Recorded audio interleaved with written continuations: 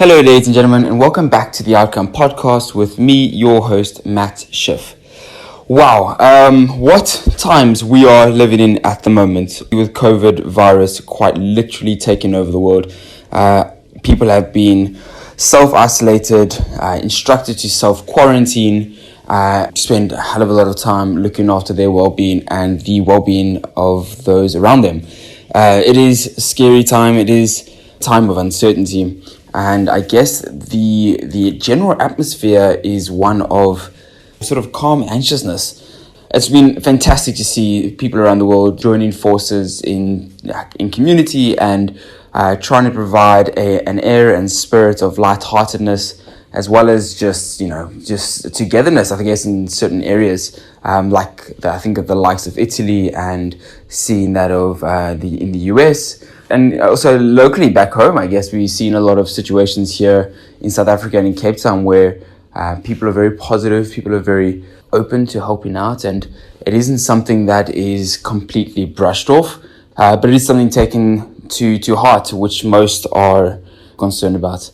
I hope you are all staying safe. I hope you're all well, and just sending out some love and light your way if you have some time listening to this podcast during this time.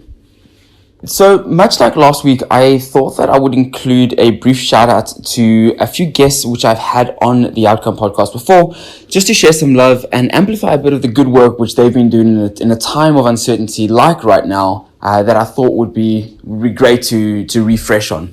And in this particular episode, I'd love to give some love through to the boys from JobJack, Chris and Hein. As those you know, if you had listened to, I think it was episode number 5, JobJack was created as a platform for job seekers and employers to connect. The founders, being Chris and Hein, realized that there was a need for a singular platform where job seekers could find available positions. It's somewhat ironic considering many in the service industry right now are obviously being warned of not being in public spaces and trying to include social distancing within the workplace if their organization or their business hasn't already closed down. Those are obviously fair warnings that are out and about, but this is a platform which is online and which one I truly encourage people to keep in the back of their mind. If they know of anyone or any people looking for marketplace entry-level positions, this company assists linking companies through to job seekers in a seamless and very, very easy manner. The people that are searching for jobs, they require no tertiary education, they require no prior training, and all it really takes is the initial introduction, really. The team's hard work and mission is to employ the world, and it's testimony to the kind of accolades which they have been recognized with up to this point in existence. I had seen something not too long ago, in fact, where they have partnered up with Job Abled, which is a platform for persons with disabilities looking for a job, which is in partnership with JobJack. And if you know of anyone or any people that are fall into this particular category, please get involved and send a shout out to admin@jobabled.co.za. That's admin@jobabled.co.za. You can also check them out, which is at www.jobabled.co.za. I will put some of the links, at least to JobJack, within the show notes, so you can check that out as well. Feel free to have a look right there. In the release of today's episode, I was joined by C.C Achukwu, which in my opinion is a force to be reckoned with. I thoroughly enjoyed having a conversation with this man not too long ago. From his outward appearance right through to his inward demeanour, C.C is an embodiment of practicing what you preach. It was pretty difficult to hide how impressed I was when sitting next to him in the episode recording, as not only was I severely underdressed for the occasion, but I was entranced by the man's perspective on mental frameworks and experiences in life and leadership. Our conversation spanned across time, where we dug a little bit deeper into his life and journey growing up in East Nigeria, through to a visionary establishment which he has dedicated to providing a suite of first-class services to African companies. Being an entrepreneur at heart, CC is driven by a bigger purpose, in his words. He is on a mission to unpack insights, highlight foresights, and curate strategies to activate a life that is boundaryless. And in living out this ambition, what you see externally as a reflection is an intentional design to reflect a lot of the things he is inside. And if you have had any visual just yet of him on Instagram or the posts that have been surfacing around social media, you'll see just what I'm talking about with the suit and tie that he 90% of the time could be caught in. I don't think I'm yet to see him not dressed as such. CC is also the founder and CEO of Uppist, which is a leadership and management training and consulting service, whilst working in parallel hosting events, workshops, and more recently the release of his new book, Touching the Nerves of Leadership, which you can find a bit more information about on his website. I encourage you to please have a listen, reach out to CC if you have any questions. info@uppist.com. That's info@uppist, UPPIST.com, where you can reach out to him, say hi, or ask anything around his management consulting and services. And I hope that you enjoy.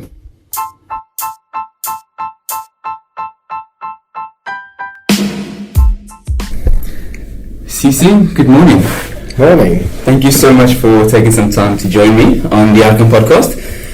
We've just come from a hour-long conversation or setup really at Lean Coffee Startup, which happens at Truth at the bottom of Batencroft Street. You mentioned this is now your fourth week attending. Mm-hmm. How do you find the setup or the platform? What do you think? Is it something that you enjoy? Have you done something like this before? Well, obviously, if I didn't enjoy it, I wouldn't be back 4 or 5 times. So I think the number is a giveaway. The number of times I've returned is a clear indicator that I find some value in it. Yeah. But what made me come there initially was because I made a conscious decision this year that I was going to improve myself socially, because I'm the type of person that I'm a recluse by nature. So I like to be secluded. I like to, stay in my space and do what I have to do and meet people only when it's absolutely necessary. Right. But I made a conscious decision that I need to engage more with people because success depends largely on people than on any other factor, actually. So yeah, how did you come across the idea? Were you part of any meetup groups online? No. I just went online to find relevant groups that I thought could add value to my life. Yeah. And so Link Coffee was one of the ones that I saw, and here we go. That's how come I'm there now. Yeah, interesting. I mean, for those who don't know, it's a fantastic platform where everyone sits around a set of table. There's normally about 12 or 13 attendants most days, most every Wednesday at around 8:30 to 9:30. And a series of conversations happen at 5-minute sort of time blocks where anything startup related, but also in life, I guess, people used to challenge, to explore, to try and understand a bit more about themselves or in business. And it's a great platform where within 5 minutes, everyone has their contribution and so forth. Mm-hmm. It's in fact the place where I met CC, which I thought was quite a unique time. Those were probably your second attendance, and we weren't even at the same table. Mm-hmm. And then just afterwards, you sort of approached, and we had the idea for the episode to come up online. That's right. And I was intrigued. For those that are, obviously you won't be able to see because there's no video recording right now for this. I'm sitting opposite CC, who is dressed immaculately in our recording. I'm going to try and describe his piece for you. I'm sure I'm not going to do any justice, but CC, I've yet to see him in a pair of flops, which is interesting. Remember that word because we'll come back to it a bit later. But a pair of flops and shorts and a t-shirt. I haven't yet seen him as such, and as a result, every week, I think the last 3-4 weeks, CC's been sending a 2-piece suit with a beautiful watch, a tie with a tie clip, a handkerchief out of the pocket, which is fantastic. And I mean, I have to ask, the way you dress and the way you carry yourself, I think, is very unique. You get a compliment this morning as we walked out of Lean Coffee. One of the guys were like, "Hey man, I like your style." Oh, yeah. And I love that. Can you explain why is it that you sort of not only carry yourself as such, but why the suit in Cape Town as well? Firstly, I like my suits. I like the whole suit thing. It's my style, I just like it, Secondly, it has a lot to do with the way I perceive myself. I see myself as somebody who has a lot of value to offer. I see myself as somebody who is destined to do big things, and I'm walking the path of it, trying to craft my way through this great destiny that I have. And so what you see externally is actually a reflection of an intentional design by me to reflect a lot of the things that I have inside of me externally. So when I dress up the way I do and when I carry myself the way I do, it's because I know I'm going somewhere. And I also want to reduce the barriers in terms of acceptability. I want to get into a place and not have to be second guessed. I don't have time for second guessing, because a lot of the way you appear also influences the way people treat you as well. 100%, sure. So two things. I love it. I love the whole formal thing. I love my tie, my suit and all that. It's my most preferred way of dressing. And second, it's because it helps me project what I am and who I am in a more dynamic way, externally speaking. Sure, we'll come back to that second point as well, because I have a couple of questions around just the way that sort of mindset or framework has been established within your day-to-day. First question, do you have a favorite type suit? Do you wear a particular brand, or where do you get your suits tailored? Do you at all? I've only had my suits tailored a few times, and I don't wear the tailored ones anymore because I've outgrown them. Okay. So what I'm wearing right now is mostly generic. There's no brand name, and I don't think I'd actually ever wear a brand name if it's not mine. But I do think going forward in the near future, all my suits have to be tailor-made, because sometimes it's hard to find the right fitting. Sure. Because I'm tall, and a lot of suits are tailored for people who are not very, very, very tall. You know what I mean? So I usually have a lot of problems with fittings, believe it or not. I get you. I think my first impression when I met you initially, we hadn't actually spent much time talking after that, but was just a classic style. It's just elegance. It's classic. I imagined you to actually sitting there with a whiskey and a cigar in your hand. But I loved it. Is the suit something that you've obviously mentioned how it's part of your way of living, and it's part of your projection out into the universe, if you will. But have you been wearing it for a long time? Not this particular suit, obviously, but at what stage did that mindset come into my inner world can be projected through my suits and the way I carry myself? What period in your life were you like, this is now the person I want to try and become? That would be actually since my late teenage years. So for the records, sometimes it's very, very surprising, but I'm a lot younger than people assume me to be initially. Okay. So in my teenage years, which is not too long ago, by the way, okay. I'm 27 this year. So, okay. So 10 years. It's been 10 years now, actually, because I was 17 when I first felt my real sense of purpose, and I started intentionally designing my life to go a certain way. So that's when I took also my self-imagery and my projections a lot more seriously. And for the suit per se, I wasn't always wearing a suit every single day initially, but I'd dress formally. I'd maybe put on a shirt and a tie, but I wouldn't wear a jacket. Or I'll just put that inner jacket that's it's called a monkey jacket, something like that, a waistcoat, right? Waistcoat. That's right. So my appearance for a long time was just a waistcoat and a tie, but it still looked very elegant. It's only last year, actually, that I began showing up every day in a suit, because the kind of business I run, my company is a leadership and management training, coaching, and consulting firm, and you're dealing with people who are top level managers, people who are running organizations, and you have to appear a certain way to have instant credibility initially before they ever want to hear anything you have to say. So in my industry as well, appearance plays a lot. I get you. We'll come back to that. I want to really try and dig into a lot of what you're mentioning there. Taking a step back into your teenage years, I suppose a bit of your adolescence. In our preparation for the episode today, we had a great conversation, and you explained a bit about your background growing up in East Nigeria. Yeah, I think it was, and I'm paraphrasing probably quite poorly here, but you mentioned it wasn't quite like most people imagine a typical upbringing to be. I'm pretty sure that at least a lot of my audience or people that listen don't know what it's like to even be in Nigeria at all. Do you mind taking us back there and just explain sort of what your upbringing was like, or where the philosophy to be so driven or take control of your external environment, how did that start to become when you were growing up? Sure. Firstly, there's a misconception about me when people meet me initially. They feel like I grew up in a rich suburb somewhere in Nigeria. Of course, there's some rich suburbs, of course, sure. But it's nothing like that. I grew up in a place that, in the eastern part of Nigeria, is described as middle class. When you go up north to the federal capital territory of Nigeria, which is Abuja, it starts downgrading, because you quickly discover that what is middle class in the eastern part of Nigeria is actually sub-middle class in Abuja, right? Right. And in some parts of Lagos.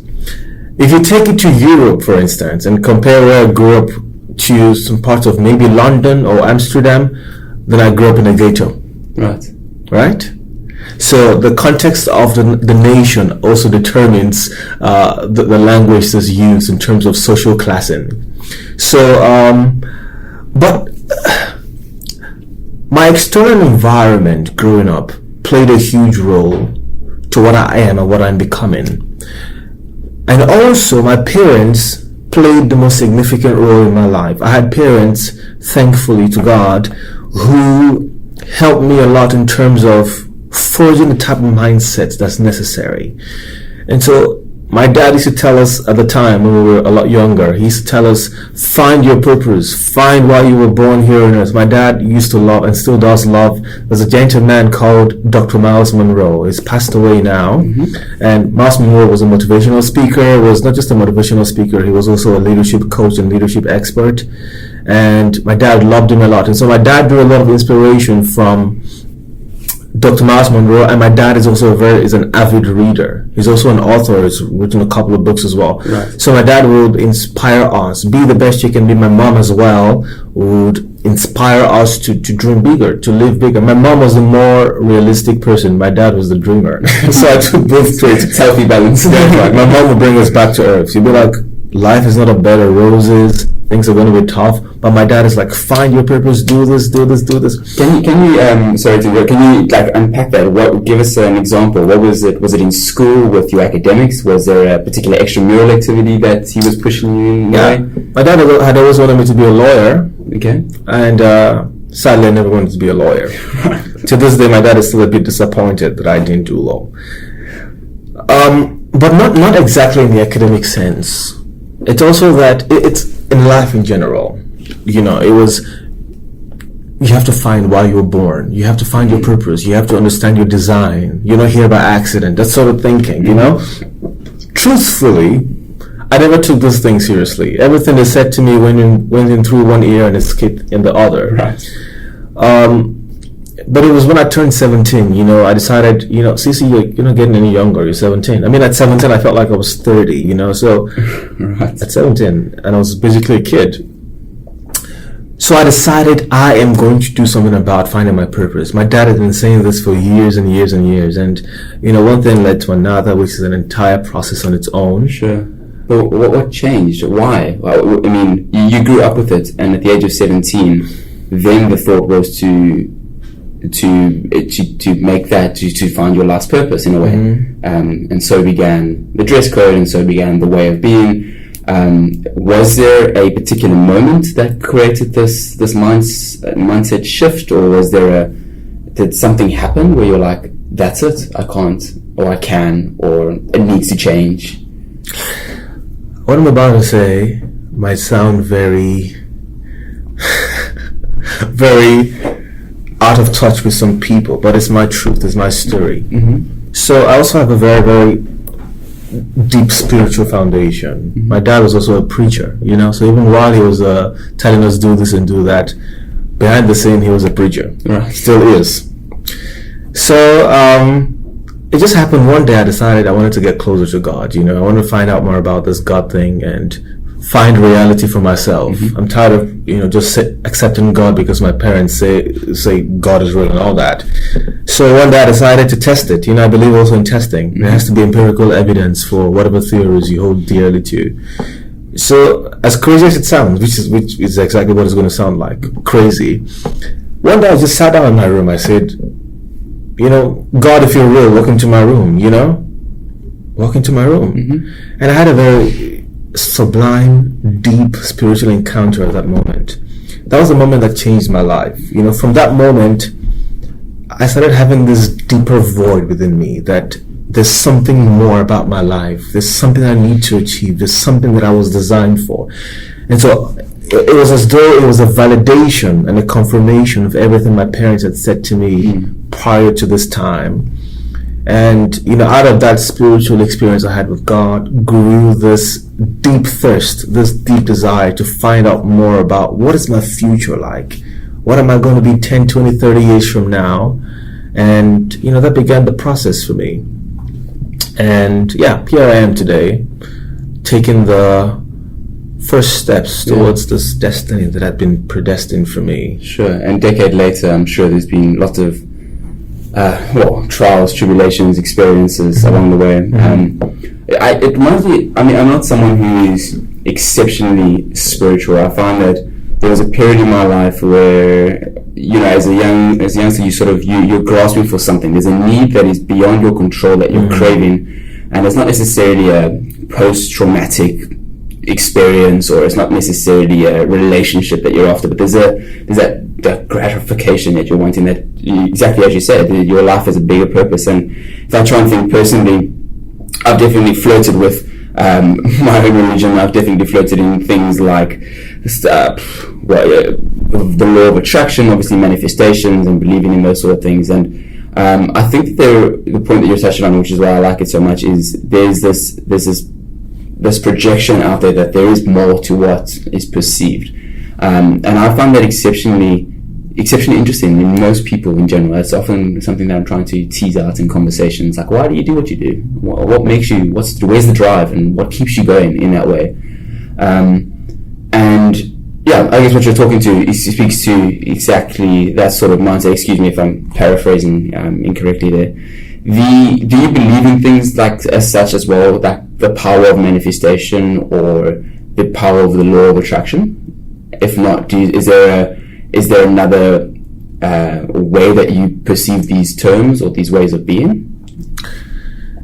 Okay, I'll just put it this way. I do believe in spirituality, the law of attraction, the power of manifestation. These things fall under the spectrum of spirituality.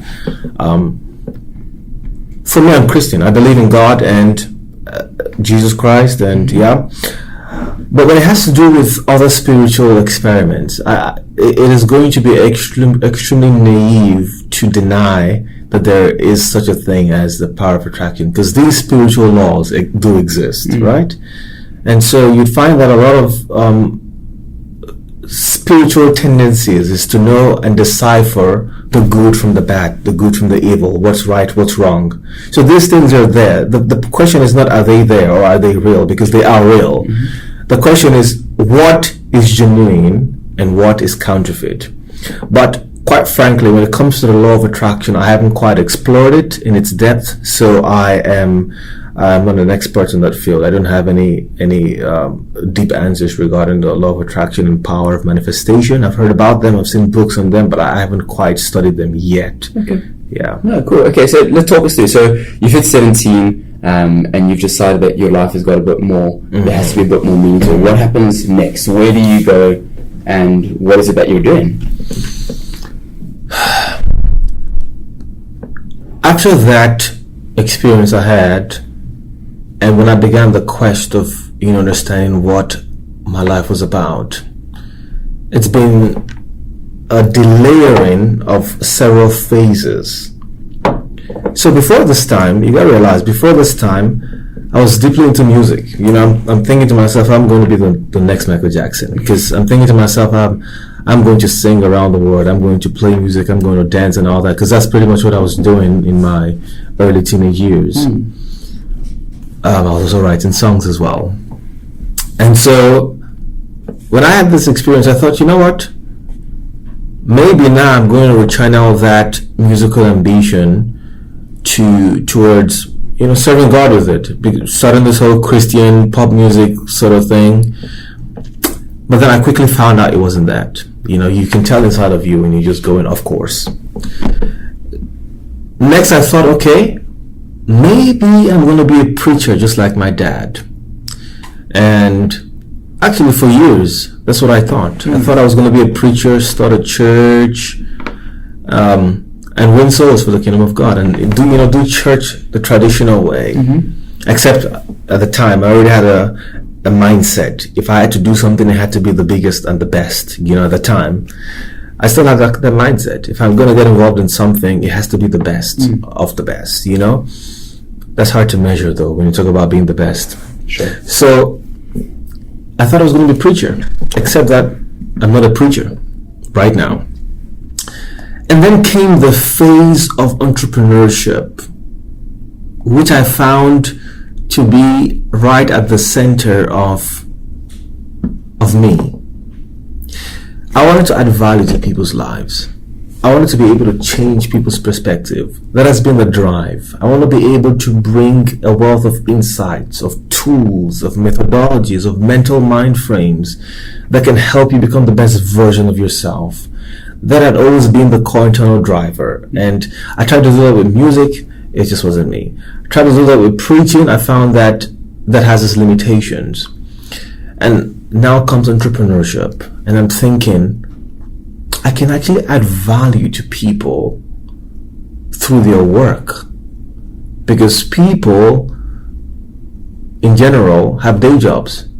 And to have a day job, you have to work in an organization, right? And more or less, the organization is a home to a lot more people than we actually realize, right? And so I found that I can actually make an impact, and I can actually grow a much wider latitude of influence as a business leader. But let's get something straight. I didn't choose to be an entrepreneur in the sense that I wasn't thinking about it and I just stumbled on it because I want to make money and all that. I do feel like in the context of discovering my purpose, I had to go through phases to get to where I am today, right? Right. Yeah. So entrepreneurship is actually, it plays out right at the nexus, the center of what I'm destined for. Right. Yeah. I'm no psychologist, but the one question, well, the question I have, do you think that the attraction or the magnetic pull for you towards entrepreneurship was there because subconsciously you were craving that in your upbringing more so? Yeah, definitely. Yeah? Absolutely. I'd always imagined having my own business and running my own thing, and it's always been there. Always. And so this is also, a lot of things that happen to people later in life are actually an offshoot of an underlying background that took place years before. So this is what happened to me as well. There's a lot of things I toyed with, even as an 8-year-old, as a 9-year-old. But only in my teenage years, and only now am I beginning to see the first fruits, so to speak, of those things that happened to me before. Entrepreneurship happens to be one of them. And yeah, I always imagine myself owning this thing. But I'm not doing this again. It's not because being an entrepreneur is a sexy thing or whatever. Yeah. It's because this is a calling for me. Sure. It's an opportunity for me to change the world using this measure. Sure. Yeah. And before you started experimenting more with entrepreneurship and getting into the industry or the life of an entrepreneur, had you gone through any mentorship or any courses that helped you understand a bit more about what you were craving in that period? Mentorship, no. But I also believe in self-development. Like what do you call the personality tests or Myers-Briggs, those type tools and tricks? I actually got into these personality traits fairly recently. So even at the time when I was, trying to find my way around entrepreneurship, I didn't even know those things existed, quite frankly. So I believe in self-study a lot. I believe that if you want to know something, get out there, find the best books on that subject, and begin to study them until you're able to grasp at least the concept in some way of what the subject is about. So that's what I did. I didn't quite go through any formal mentoring or training or any of that. That's important for some people. That's important. That has its place. But for me, I found my way through books. I found my way through study, self-study, finding out how things work. For a time, you'd find me a lot of times at exclusive books at the V&A waterfront. I spent a lot of time there. Big fan of that as well. Yeah. So in those days, I'd go sit down there for hours, usually from morning until afternoon, and I'm just studying and studying. I finished a number of books just sitting there, and then I started buying some books as well, and then I started downloading some books from the internet. And yeah, I've always been this person that had a deep interest in books. I got that from my dad. My dad is an avid reader. Sure. So growing up, there was stacks of books everywhere. The house was almost littered with books. You'd step on a book and you're like, oh, that's a book. Okay, that's a book. You know what I mean? What a dream. Yeah. I hope to have that one day. How easy was it then for you to apply what you were learning? It's one thing, consumption, and learning for the sake of consumption, but learning for the sake of application, I think, is a skill in and of itself. What was that experience like? Application, as you mentioned, is something quite different from grasping the theoretical framework. Yeah. But the theoretical framework are important. They give you a head start. They more or less point you towards a direction. And as you start the process of applying what you've learned, there's also new learning that's being drawn out from the experience. So for me, applying it I won't quite say it's been very challenging, but it's been very revealing.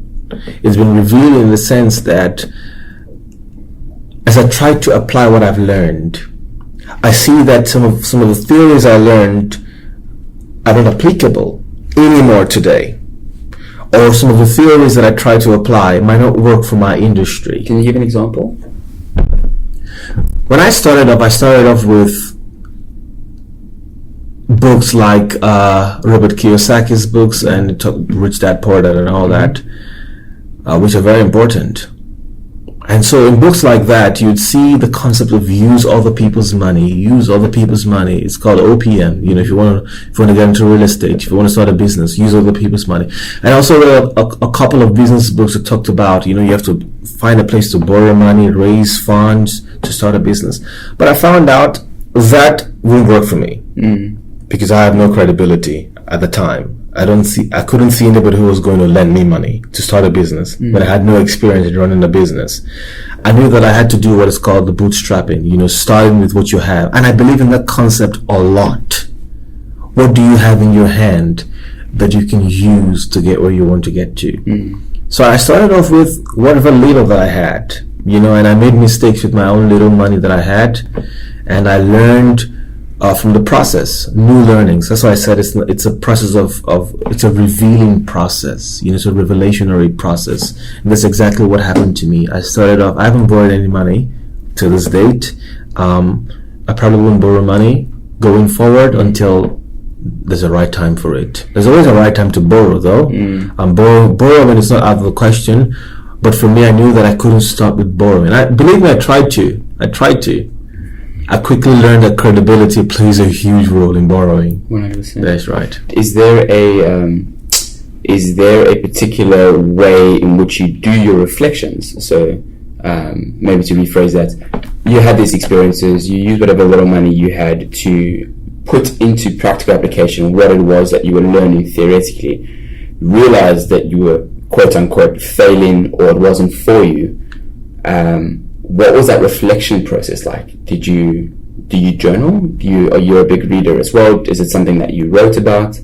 Would love to hear what that process is like. I wasn't quite journaling. I'm personally prone to just mulling over my mind, cogitating and internalizing. It's only fairly recently that I've begun writing down my thoughts. It's fairly recently. But at the time, By the way, this was 2 years ago. This was in 2017, right? I'd internalize a lot of things. I'll think about them deeply. You know, I could be taking a walk down the road, or I could be maybe returning from somewhere, and maybe I'm in the bus or something, and I'm just thinking. My mind is, you know, bouncing off from one thought to another, and I'm trying to deduce learnings. What have I learned from this? Because I ask myself a lot, what have I learned? And that also ties back to the first question you asked me about lean coffee. How do you find about lean coffee and what you're learning from it? So it was part of the reflective process I went through late last year. So late last year, I asked myself a question. What would you say was responsible, CC, for where you are today? And I had to think back, what are the things that actually got me to where I am today? And I found that it had to do mostly with community. The biggest blessings I experienced in my life last year was the result of community. That was the single most important factor that drove me to where I was by the end of last year. And I thought to myself, it was community. It's people I knew, the networks I formed, the people that I came in contact with, that I formed relationships with, that got me to this stage. So I'm going to do more of it. And so that's when I intentionally started looking out for networking opportunities. But the point is, that's how I reflect. You know, I ask myself questions. What have you learned from this? Where you are today, what would you ascribe to be the contributive factors that got you to where you are today? Yeah. Right. In preparation for this conversation, I think what you've just mentioned lends itself nicely into a little idea, perhaps, or experiment, which I'd love to hear a bit more about, called Ties and Flops. Oh yeah. Which had the slogan, if you will, or the title, Entrepreneurship Hub for Young Entrepreneurs, which is, in my understanding, obviously bringing like-minded individuals into a community to bounce ideas, to experiment, to trial and error, to bootstrap. What happened to Ties and Flops, and how did that? You mentioned you wanted to get into leadership and management, which is what ties into the Uppist, which I'm sure we'll come in a second. But where did Ties and Flops, contrary to what you're actually dressed as well, come to be? Ties and Flops, I'd say, is the minute version of Uppist today. So like I said, I've always been driven to want to add value to people. I want to bring you insight. I love to educate. I love to teach. I love to bring knowledge and insight and a wealth of wisdom. That's what stirs me the most, right? When I started Ties and Flops, it was so that I could give other young entrepreneurs an opportunity to build a business. Even though I hadn't built anything yet, I was still building, but I felt like I could create a platform so that we all grow together, right?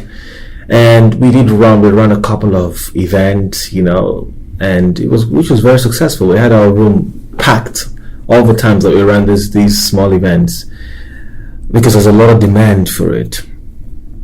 But where the shift began happening was that I quickly figured out that this was not a sustainable business model for me. Actually, two things led to it. First, it wasn't a sustainable business model for me, because you're working with young entrepreneurs who are essentially broke, they don't have any money, so you have to find sponsors. And it wasn't what I wanted to do. I didn't want to go about finding sponsors to fund my idea. I've always wanted to build something from the scratch, so that later in life I can teach people what it takes to succeed without having to depend on an external contributive factor. Sure. So I have to ask, and I've caught you mid-thought there. I have to ask, how do I phrase this? How is it that you were? What was it like trying to teach young entrepreneurs, or trying to teach anyone really, to bootstrap and build something from the scratch up, where, from what I understand, you were very much in the same place as well. I'm trying to dig a bit deep into that, and perhaps my question is not quite there, but if there's something that particularly comes to mind, can we sort of dig a bit deeper into that? Absolutely. So there's two things here. Firstly was, I believe that at that point I had something to say.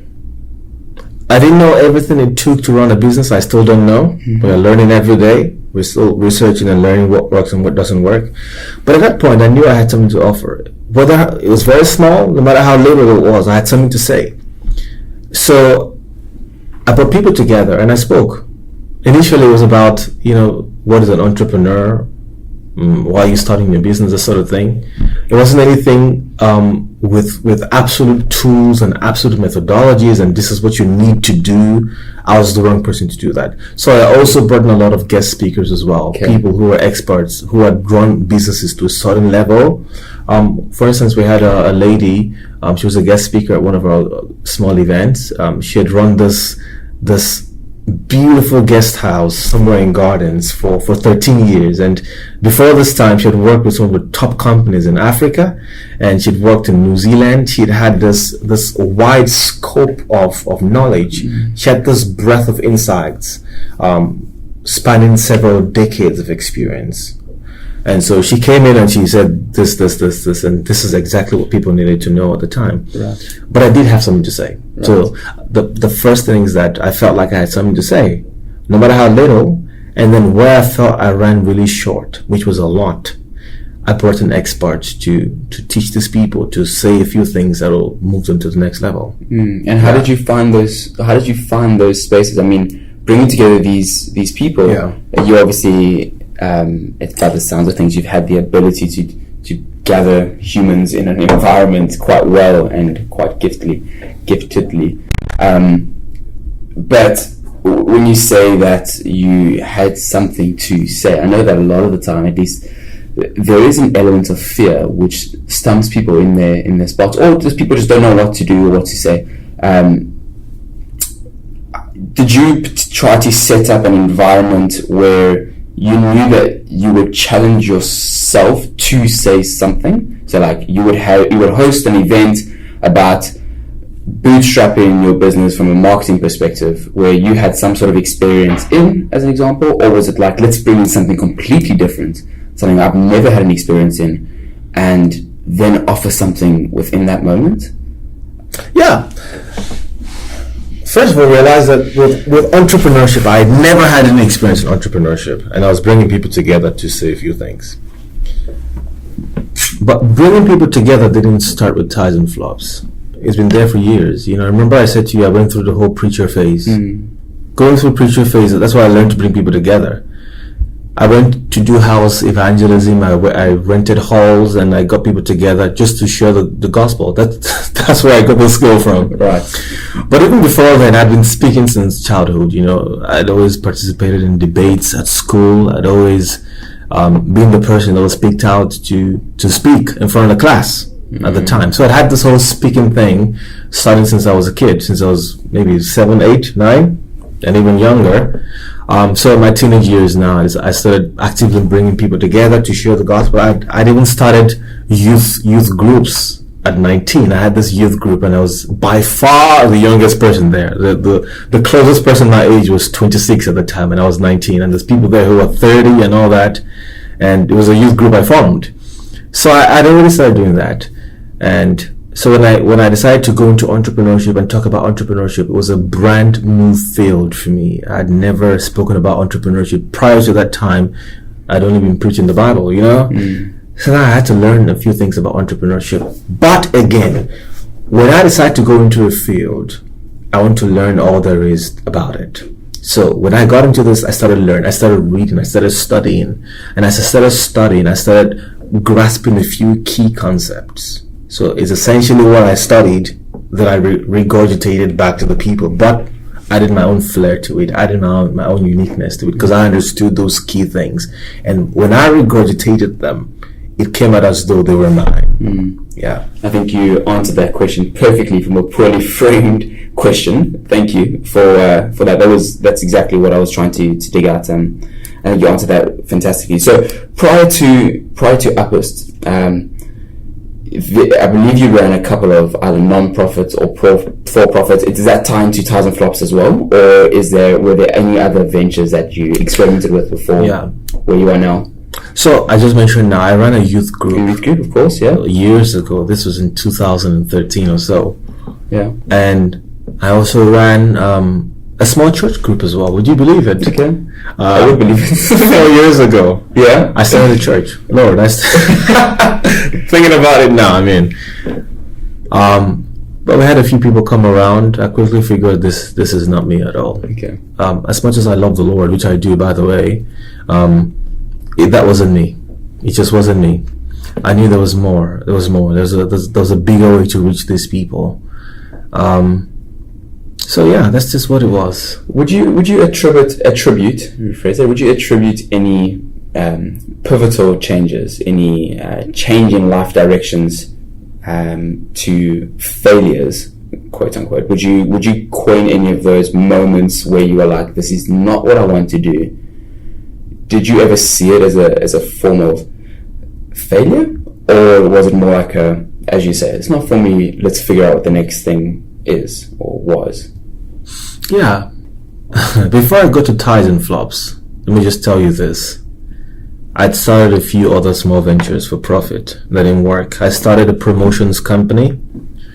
It's a one-man show. I basically went into companies around the area in the CBD. So all the small shops there. Mm-hmm. I'm like, can I distribute your marketing materials? So you find that some people want their leaflets or their flyers or their brochures, in certain hotels in town here or just a little bit outside of town. And I took those materials and I went to deposit them there, exactly the hotels they wanted, and just, do you have marketing materials that I can distribute for you? Put them in strategic locations. It was a business idea I thought up, mm-hmm. and I did it. I was miserable. I hated waking up in the morning. That just wasn't me. Then I tried network marketing, the whole Herbalife, Amway. It just wasn't for me. By the way, people are succeeding in these things. There's a lot of promotions companies that have grown up to be something really big. There's a lot of people who have made it big in network marketing. But for me, it wasn't just about making the money. I also wanted something that involved me, something that spoke to the essence of me, something that was a part of my core drivers, which is the need to bring insights. I want to teach. I want to provide you with information. I want to provide you with tools, mental mind frames, and frameworks and all that. So yeah, these two things didn't work. The network marketing, the promotions agency. I tried to buy a couple of stuff and resell, hoping that I'll grow this thing into some massive retail chain and all that. I remember one particular time I bought a box of tissues. The idea was I was going to sell it to my neighbors, and I probably would start a tissue factory sometime. Except when at the time where I lived, I was predominantly surrounded by a certain group of people who didn't believe in using tissues. Right. So I had a box of tissues. I tried to sell to them because I thought it's a smart idea, only to find out that none of them are going to buy from me. Right. So I in my room at the time, I just had this box of tissues. I didn't know what to do with them, and I ended up just either throwing it away or giving to whoever needed it. Yeah. So these are some of the errors I made at the time. Lost money in the process as well. It's not a lot of money, but it was a lot of money to me because that 200 rand I used in buying tissues was I could have used that to buy more food for myself. Yeah. I starved for a while, believe it or not. I starved for a while because of that mistake. But I did learn from it. Every mistake I made, everything I did, and I found which wasn't me, led me to more reflection, to finding out, so CC, what are you cut out for? What is your strength? Can you build something out of your strength? And I'm going to be real with you. For a while, I resisted the idea of Uppist. I didn't want to start an organization that was going to work with leaders and managers and speak to them and help them frame their objectives and basically teach and all that. I wanted to do the classic startup thing. I wanted to start a tech company. Everything I was doing before was supposed to tie into starting this tech company, and that's what Ties and Flops was also supposed to be. It was supposed to be an incubator. Sort of like Y Combinator and some of these accelerators and incubators in Silicon Valley. I thought I was going to do this and get some investors to buy stakes and equities in these companies and would have a share in it. My biggest lesson out of that was find your uniqueness. A tech startup wasn't going to be for me in the classic term. because I'm not interested in coding. Neither am I interested in sitting down with a bunch of coders. I love them. You probably won, but I love them. But it wasn't for me. I wanted to add value based on what drives me, which is the dissemination of knowledge, the dissemination of insights. And I resisted Uppist for a while, but one day I had to own it. I made a decision one day that we're going to do this, and we're going to do it. And here we are today. I think that's a perfect segue into chatting a bit more about Uppist and how the business is very much, almost it's a beautiful personified real version of you that you have now established, so that you can assist others in a way. It's somewhat, and excuse me for framing it this way, but it's evolved from a ties and flops type setup where you're wanting to bring people together and then learn from each other, and I suppose use it as an opportunity for growth and for giving back in a way. And forgive me for framing it poorly. I'm sure you'll be able to correct in a second. I've also seen that the Uppist is the way it's been framed, at least online, and the way you communicate it is it's building a business that deeply resonates with the core of the person, as well as the passion for crafting a compelling vision. And much of our conversation right now I see as your journey up to this point. And you've taken those experiences and translated into like an actual business. Can you tell us a little bit more about how the Uppist exists? What is it that you do as it? First of all, Uppist is a vision, right? And the vision of Uppist is to capacitate African companies to be top of the best in the world. We're strictly a B2B frame of business. That's our model, it's business to business, but we're especially targeting the African market, African companies, right? We want to get into these companies and change the mindset that is the established mindset of a follower into that of a leader. And I'll tell you what I mean. There's a lot of reference to the American way of doing business, or to the European way of doing business, or to the Asian way of doing business, and that's nice. And we find that in Africa, we think more adaptively than innovatively. We're trying to adapt what has worked. So when you ask people to quote, successful subject matter experts in the field of businesses, a lot of people will start quoting Americans or Europeans or a few Chinese or Asian people. But there's no authentic African true global success when it comes to business. And I thought, I'm going to create a company that's going to create first-class African entrepreneurs and African enterprises that are going to stand tall among the global atmosphere of business. So Uppist is a vision. We started out with leadership and management, training, coaching, and consulting. Because you see, if you don't get the heart right, you're never going to get the head right. So we want to help organizations clarify their visions, clarify their goals, their objectives, and all that. But more importantly, we want to inject into the companies we work with the mindset of a champion, the mindset of a leader, the mindset that you don't have to follow only. You can also be a global business leader. We want to create companies that are first class anywhere in the world, and they become reference points also. You get what I mean? 100%. Yeah. So we've started out with leadership management training, coaching, consulting, which is actually morphing into an institute. Because this year we're already flagshipping an institute. So it's going to be an institute that teaches leadership and management and helps with not just the theoretical teaching, but also the implementation, which is where the executive coaching and executive consultant comes in as well. Then eventually we're going to get into things like finance, because we know that no matter how much vision you have, no matter how clear your objectives are, sometimes you need the financial leverage to do what you have to do. But you're also going to note, we're not working with startups. The idea is to work strictly with businesses who have a track record and businesses who are ready to grow, businesses who are ready to sprout their wings, and then we come in to give them an airlift and an air sustenance, right? So that's the vision of Uppist, is to provide a suite of services that will help the African company to become the best in the world. And we started out with leadership management, training, coaching, consulting. We're morphing this into an institute. Later on, we're going to get into finance. We're going to get into essentially whatever it takes to make the African company great. Yeah. What would you say, quite bluntly, distinguishes the difference between an African-grown company versus a European or an American or anywhere else for that matter? Why the difference? Is there an issue with comparing it to that of the rest of the world? And why couldn't we use an Apple as a framework to grow a business that is a tech startup here, as an example? So let me give you a very typical example here. See what's going on in Africa today. There's a lot of young people who are jumping into the tech bandwagon, trying to create the next app, right? Because it's working in Silicon Valley.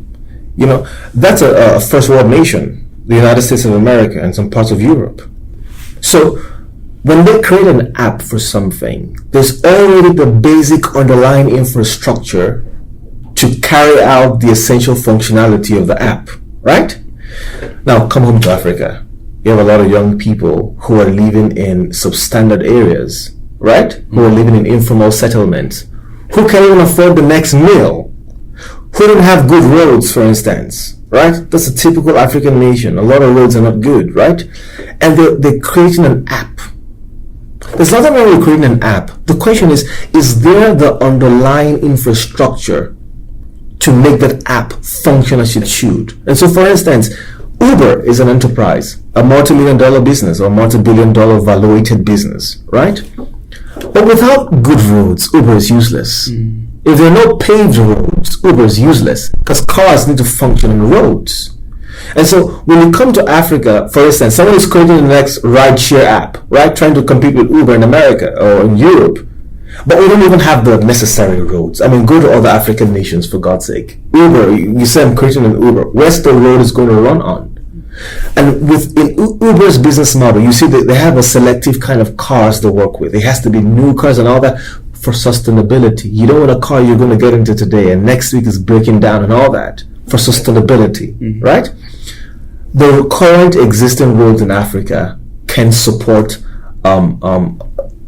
a far-reaching life cycle for a car because the roads are bad.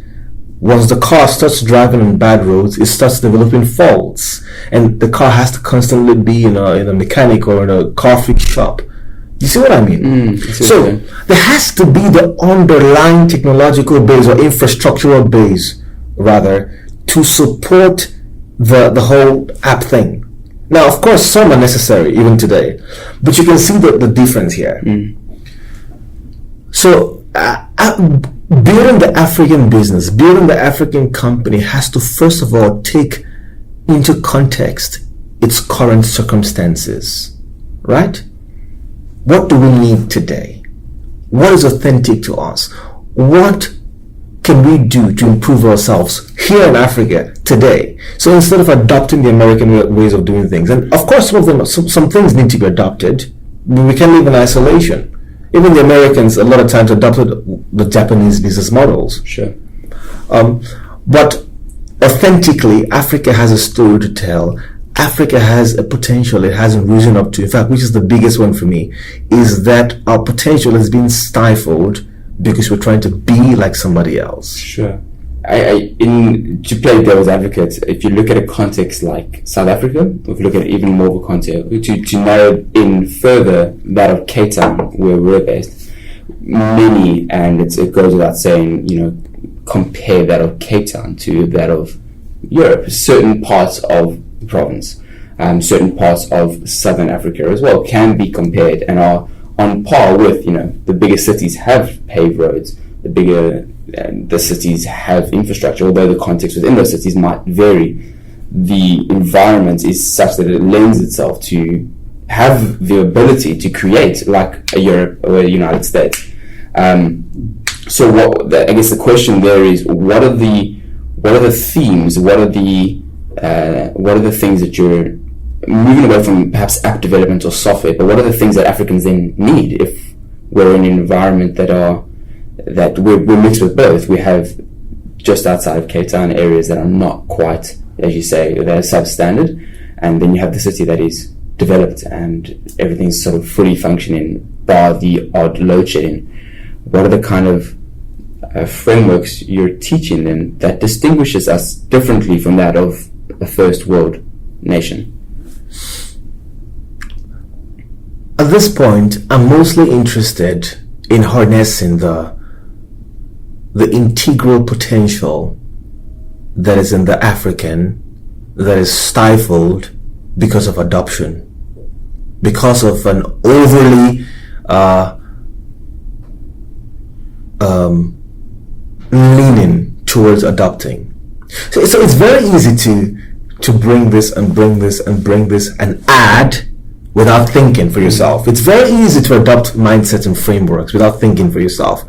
And as long as you don't think for yourself, as long as you want to borrow people's thoughts and ideas, it's good, it'll work. The problem is, would you have the same respect as the person that you're adopting his ideas? Can you actually stand on a global level? So look, let me give you an instance. I didn't follow a lot of what happened at the World Economic Forum just a short while ago. But you'd see that here in South Africa, we made it a big deal that Richard Quest made a commentary on some of South Africans' issues, right? You didn't see Richard Quest making a lot of commentary in a negative way about American-run enterprises or about British-run enterprises or European enterprises. But he makes a comment about South Africa, and it makes the news because Richard Quest made a commentary. It's almost as though and it's not only Richard Quest, but it's almost as though we've enthroned the perspective of the West, right? Over and above anything that Africa is able to generate. My first framework is to change the mindset that adopting is good, but you also have to be pioneers. You also have to be pioneers. You mentioned about Cape Town being a fine blend between development and underdevelopment, right? But as soon as you get out of Cape Town, as soon as you get into the neighboring countries, as soon as you get into the other side of Africa, you quickly realize that Cape Town is, is a far stretch compared to other nations. There's a lot of underdevelopment in Africa, intellectually, physically, and materially. If adopting Western frameworks worked wonders in Africa, Africa wouldn't be the same way it is today. It is that a lot of things we try to adopt don't exactly apply to this continent because of where we are today and where they have been, right? But we need to start with the groundwork. There has to be the foundation to be laid, which has already been laid. But the authenticity of African companies engineering solutions that are born from us and that we can export to the world, that is something missing. That is something that's grossly missing. And I could talk about this for a long time, but there's a lot of sides to it that needs to be addressed. But maybe we can leave that for another time when we have more time to explore this particular subject, because this is the entire reason why I started Uppist. Yeah, I like that. I think you've I could brilliantly answer that question. But a thought that came to mind was that there is this need or crave, I would feel. I think that most people, regardless of their context, are actually trying to chase that pioneering state where they're the first to create something that we can't help but compare to the successes of the world, or what we deem successful in our sort of own context. And I think that it's a very difficult thing to try to unpack, where in an African context versus that of the rest of the world, and what is the authenticity that underlies that framework. But as you mentioned, I think there's perhaps another opportunity for us to have that type of conversation as well. Slight transgression, within the business itself, you offer a variety of services, you offer a variety of, as you mentioned, training, consulting, management, and so forth. You also host events of sorts. Are these events tailored to as you mentioned, now the businesses that are not startup but they're fast growing. Oh yeah. What are the kind of tools, tricks, or themes that you're hosting in your events? Okay, so these events are eventually going to morph into a very specialized rollout of master classes and half-day workshops and full-day workshops as well. The goal is to bring in experts in certain fields to run specialized workshop trainings for the African leadership and management team, right? So far, we've only done, I think, one or two. The first one focused on the individual, because see, well-being is important. Well-being from the physical perspective, but also from the spiritual and soul perspective as well. You need somebody who is whole, to be able to lead a whole organization, right? People who are very faulty, you see that they quickly, who isn't, by the way, but people whose faults are just glaring, they just scream, they tend to reproduce a type of behavioral pattern in their organizations. So a lot of founders have organizations that are just a mirror of them, because it takes a whole person to lead a whole organization, right? So that's what I focused on initially during the rollout of our workshop and master classes.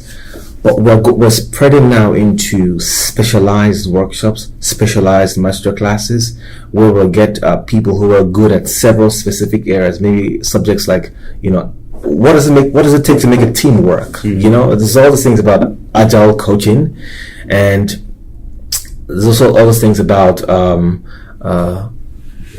working with management and some specific niches there.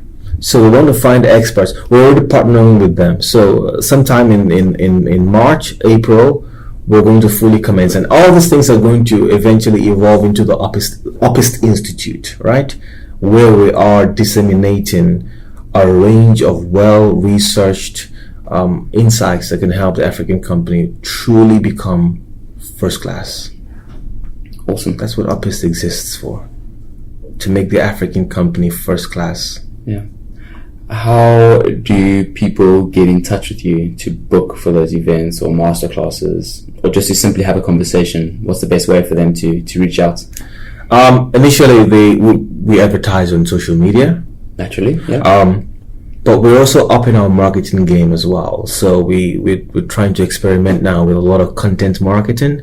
So if people want to get in touch with us, initially now it'll strictly be via social media, Facebook, LinkedIn. Uppist is there, UPPIST. You can check out our Facebook page or LinkedIn, UPPIST. So I'm no social media expert. So right now I run this alone. So my time is highly constrained, and I have to focus my energy where I'm best at, right? But we're also seen to integrate some social media experts and some digital marketers within our team, and that's something I'm currently working on, actually. So if you want to get in touch with us, it's through social media, it's through our website, www.uppist.com, and information is right there. Perfect. And if you are looking to find out a little bit more about CC and just simply his way of being, and a touch or a teaser into the kind of workshops or way of presenting, he does have a few videos on YouTube as well. Oh yeah, I believe these videos. It's one of the things that you post for the first time. You watch it again and you're like, oh my goodness, I'm like, what did I do there? But that's a good one. If you guys are looking for something about CC, have a look. There's one or two videos on YouTube, and you will be able to find a few of his articles on Medium as well. That's right. Yeah. So I write heavily also on Medium. Well, not really heavily. I took a break from Medium because I had to finish a book, which is currently under production. Awesome. So I'm still going to be writing articles going forward. What is the name of the book, or where will we be able to find it? Currently, it's titled "Touching the Nerves of Leadership." Mm-hmm. The book is going to be available at our offices and online. Awesome. Well, by online, I mean on our website. So anybody can place an order on our website, uppist.com, or they can get in touch with us physically. touching the nerves of leadership. That's right. Perfect. I've got one or two sort of closing questions for you, CC, which I'd love to run past. The first is, I typically like to ask this across anyone that comes on, to see if there's a golden thread that high-performing individuals have within their day-to-day being. And the first question is, do you have any particular favorite successes or inspirations where you draw memory from to help you get up in the morning or to help you in your life's mission that you refer back to? Does that make sense? Maybe you need to rephrase that. Yeah. Is there anything in your memory or anything in your life that you draw inspiration from for getting up in the morning? You're going to be like, this particular person I spoke to the other day gave me some really good feedback, and I want more of that. I want a taste of that. And that is the reason I'm going to do what I'm doing today. There is always something that's just, as you said, over the last 10 years, it's innate. It's been drawn. Last we spoke, you mentioned that, I'm going to coin this incorrectly, but it's sort of like a more visioning that you do. Is there anything like that you? Yeah, absolutely. Before I start getting external feedbacks from anything, you can be sure that I've already done the whole thing inside of me, right? I like to start inside first. I believe, from the inside out approach. So because I'm very, very huge on envisioning, I see where I'm going. I see where this is going. That vision alone compels me to spring up in the morning and to do whatever it takes to make that vision a reality. The thing about visualization is that you see something up to a point where it literally becomes a part of you. It's unremovable. To remove that, you'd have to see a counter vision. Right? And by counter vision, I mean that if you see yourself successful for a period of time, it becomes ingrained in your perspective about yourself. Now, to change that paradigm, you'd have to start seeing yourself a failure for over a period of time to alter what had been imprinted already. So, because I've seen myself as a success for so many years, it's already there. It's imprinted already.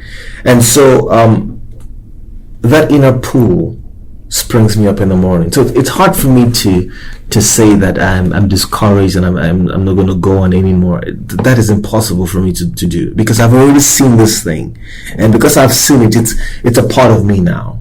It's like my reality that I'm just making happen physically, right? So that's what stirs me. That's what moves me. And everybody I meet for advice or for suggestions, it's because I've seen this thing inside, and whatever they give to me is a validation of what I already have inside of me. Yeah. Fantastic. My last question to you, and this is perhaps a bit more of a selfish type question. Are there any books, resources, podcasts, ideas that you can share which will help the entrepreneur in either bootstrapping their business or quite literally understanding one's core mission and self that have helped you, that you can recommend? I'm a big fan of a leadership expert called John C. Maxwell. Yes, of course. I've read a lot of his books. I listen to his podcasts every single day, except for weekends. But every single day I listen to John C. Maxwell podcast, highly recommendable. I also listen to a lot of Zig Ziglar. But I've read a lot of business books as well that have changed my life. I've read this book, 7 Habits of Highly Successful People. Oh, that's one of the biggest one for me, from Stephen Covey. And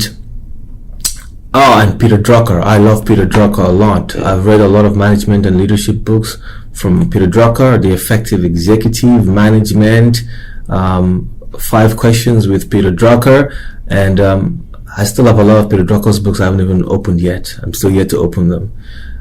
So I study every single day. I've gone from reading some of these books to studying heavy textbooks now, because as I study, I want to know more, and I don't just want to know now the facts. I also want to know how they arrive at a conclusion. So I study every day, and there's a lot of books I've forgotten, but I studied them. Another book by Jim Collins, Good to Great, Built to Last. And another favorite of mine by Jim Collins, How the Mighty Fall and Why Some Companies Don't Give In. I've read a lot of books. I've forgotten a lot of their names. It's a good list. It's a good list. Don't worry. I'll put a few of those names down in the show notes as well for anyone who wants to refer back. If I can add my own little sprinkle of inspiration, I am a big fan of Jim Rohn as well. You can find a lot of his stuff on YouTube. His mindset and philosophy. I love Jim Rohn too. He's fantastic. Well, CC, I think that beautifully ties up our conversation. And I want to thank you for spending some time. Hey, we got one or 2 minutes to go. Why don't you ask one or two more questions if you want to? Except you're out of questions. Well, I'm not out of questions. I think I've just okay. I'll take your challenge there. I'll take the bone. Do you have any particular asks of the audience to rephrase that? A big component of this podcast is for tangible application. Again, going back to the beginning, it's not quite learning for the sake of consumption, but learning for the sake of application. Yeah. Very much as I have adapted to podcast, books and whatnot, I try to adopt those philosophies and ideas in my own day-to-day. Is there anything that you could recommend or ask the listeners to try to do that you feel will benefit someone? That's very broad. But to drive benefit towards anybody, the truth is, it sounds selfish, but it starts with you. If anybody's going to benefit from you, you have to be the first beneficiary of yourself. And to do that, I'm also very passionate about helping people craft a mindset of success, right? And last time we had a casual conversation before this podcast, I listed a few things that have changed my life personally. First one was trying to, at least the effort to try to get clarity for what I wanted out of life. This is what I want to do. This is where I'm going. Direction. There's no such thing as absolute clarity. Clarity is actually a phase of dusting off the edges and trying to dig deeper into what is. You're never going to arrive there, but clarity is a process. The second is, I've learned to ask. There's a lot of things you just won't get if you don't ask. And you can't expect people to know what you're thinking. You can't expect people to know that you need help, which is another thing. If you do need help, reach out to relevant people and ask for help. This has been a big factor in my life. In fact, last year it played a huge role in my life. Learning to ask, I need this, would you please do this for me? Let's negotiate. Some will say no, but you'll be surprised at those who will say yes to you. Another thing is, for personal success, before you're even able to make a benefit towards anybody, use what you have to get you where you're going to. You'll be surprised that people want the end result but don't want to go through the process. Somebody wants to start a business and is looking for 10 million rand and looking for an investor of 10 million, but this person has 1,000 rand. What can you do with that 1,000 rand to build a stairway for yourself towards the 10 million? But you want to sit back and go around looking for money, but there's something you can do with that 1,000 rand. It's a principle. What do you have in your hand? Can you start sowing it today for a harvest tomorrow? Right? It's about being resourceful. There's a lot of things I'll say. I'll just leave you with one more. Be daring. This is another thing that has changed my life. Be daring. And I speak from a very personal place. Look, I'm 26 and a half years old. I work with managers and top leaders and people who run organizations. Tomorrow I've been invited to a strategy session for one of my client companies. What puzzles me is that these people trust me. You get what I mean? I have clients like that as well who I serve, and they look past the fact, and they know that I'm in my 20s. Usually people who do what I do are people who are in their 40s and have had 25 years experience in this thing. But they trust me. They see that I have value to bring because I dared to advertise my value. I dared to tell them I can bring value to you. And I'm not trying to boast or anything. I'm not trying to say what I cannot do. It's that I know that I can truly add value to them. And I dared to take the steps that have brought me so far to where I am. So be daring. It's not enough to think it's going to be good or to wish it to happen, but you got to be daring, and you got to get out there and dare to do it. I love that. CC, thank you very much. I'm happy to be here. It's thank been you. Fantastic having you. And I wish you all the best for that meeting tomorrow. Thank you. Thank you, sir. Appreciate it.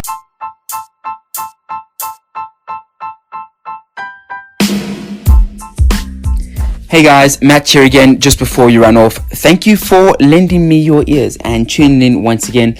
I hope that you enjoyed the conversation, and of course I would love to hear any sort of feedback you might have. You can do so through all forms of social media, really. I've probably spammed enough about that, or through my email, which is outcomepodcast@gmail.com. I would love to hear from you and even to say hello. For those that have any advice on long distance recording, please feel free to share and send through a few links as well. I am an open book and am willing to learn. As usual, if you have any other news, please pass it through.